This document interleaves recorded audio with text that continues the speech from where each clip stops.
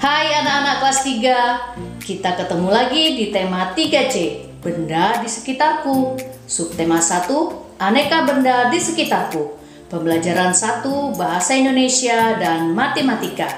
Sebelum kita belajar, mari kita berdoa kepada Tuhan Yang Maha Esa atas semua berkat kasih karunia yang Tuhan telah berikan kepada kita hingga sampai saat ini kita selalu dalam lindungannya. Nah, sekarang siapkan diri dan buku kalian ya. Kita mulai belajar. Ayo! Ayo mengamati. Amatilah gambar di samping.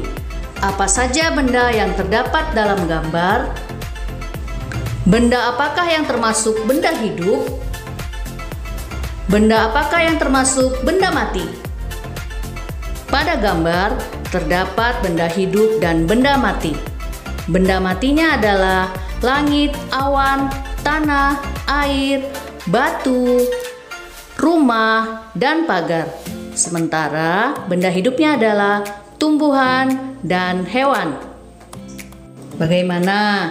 Apakah anak-anak bisa membedakan mana yang termasuk benda hidup dan mana yang termasuk benda mati?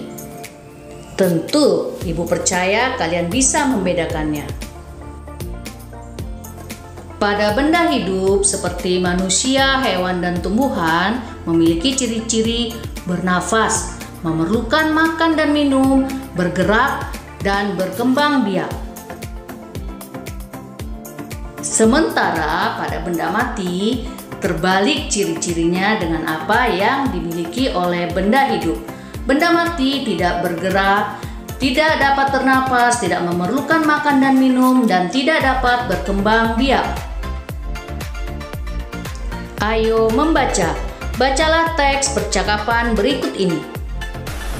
Bu, tadi di sekolah ibu guru menjelaskan tentang benda mati dan benda hidup.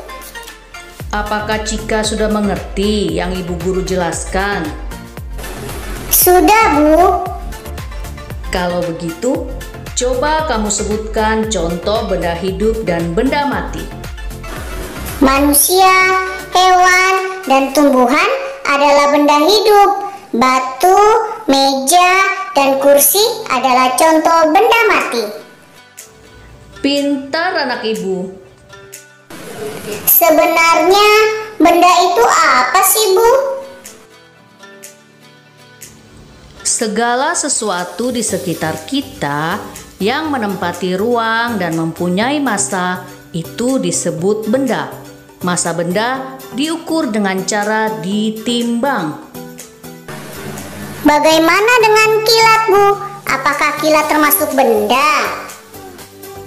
Meskipun kilat dapat kamu lihat, tapi kilat tidak dapat diukur massanya. Oleh karena itu, kilat bukanlah benda. Ayo lakukan. Tentukanlah dengan memberi tanda centang apakah nama-nama pada tabel merupakan benda atau bukan. Anak-anak, ini adalah tugas di Google Classroom. Setelah kalian memberi tanda centang, lalu fotokan dan kirim ke Classroom sesuai dengan penugasan.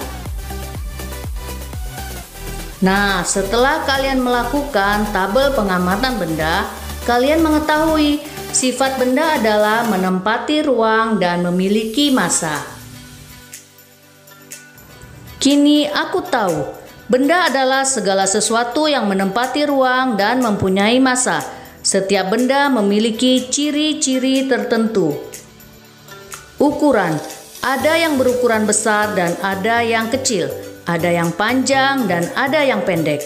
Bentuk, bulat, kotak, segitiga, dan sebagainya. Warna, berbagai macam warna seperti daun berwarna hijau. Bagaimana anak-anak? Dapatkah kalian membedakan ciri benda berdasarkan ukuran, bentuk, dan warna? Ayo berlatih.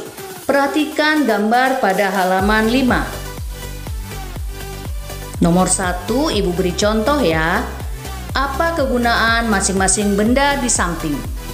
Ban untuk mobil berjalan, jam untuk menunjukkan waktu. Apa persamaan benda di samping sama-sama berbentuk lingkaran. Benda manakah yang berukuran lebih besar? Ban. Ban memiliki ukuran lebih besar dari jam. Untuk pertanyaan nomor 2 dan nomor 3, Ibu yakin kalian pasti bisa menjawabnya. Sekarang kalian coba kerjakan langsung di buku paket kalian. Ayo mengamati. Ukuran benda beraneka ragam. Kita dapat mengukurnya dengan menggunakan alat ukur. Perhatikan kegiatan pengukuran benda berikut. Pada gambar terdapat 3 alat ukur.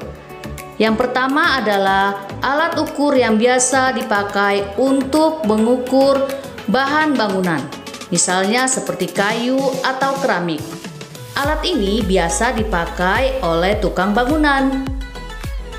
Gambar kedua adalah alat ukur penggaris. Ibu yakin kalian pasti tahu dan pernah melihat penggaris, bahkan kalian mempunyai penggaris. Alat ukur yang ketiga adalah alat ukur yang biasa dipakai oleh penjahit untuk mengukur lingkar badan seseorang atau untuk mengukur tinggi badan seseorang untuk dijadikan patokan dalam menjahit. Apakah kalian punya ketiga alat ukur yang kita bicarakan tadi? Coba tanyakan kepada ayah dan ibu kalian. Siapa tahu mereka ada. Ayo belajar. Perhatikan contoh berikut. Ukurlah panjang benda-benda berikut, yaitu pulpen dan pensil. Untuk mengukur panjang pulpen dan pensil dapat digunakan penggaris. Salah satu ujung pulpen dan pensil sejajar dengan angka 0.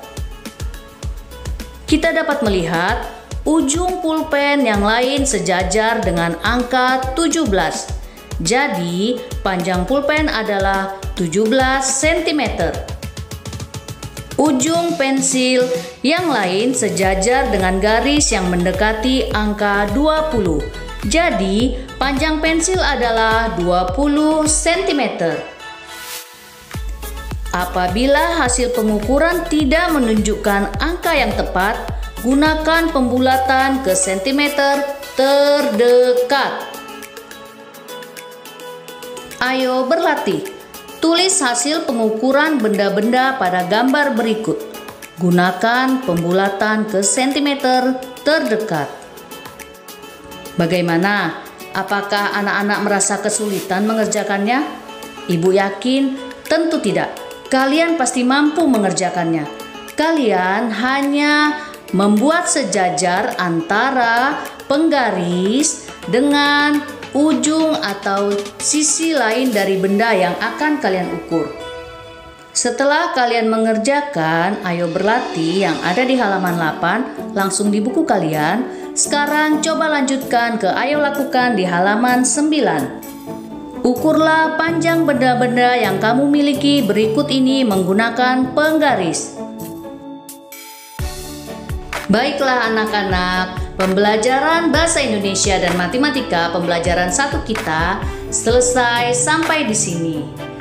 Kegiatan pembelajaran kita hari ini diharapkan anak-anak dapat mengamati benda alam dan benda buatan yang ada di sekitar, membaca teks percakapan, menentukan benda berdasarkan cirinya, mengamati dan membaca teks tentang alat ukur untuk mengukur benda, menulis hasil pengukuran berdasarkan gambar, mengukur benda menggunakan penggaris. Ibu guru berharap kalian banyak berlatih.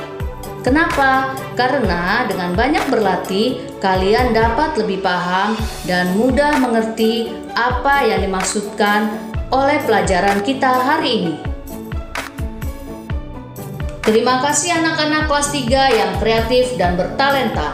Tetap jaga kesehatan dan tetap semangat belajar ya. Salam dari kami, Bu Ros, Bu Lina, dan Bu Borna. Tuhan Yesus memberkati kita semua. Sampai jumpa.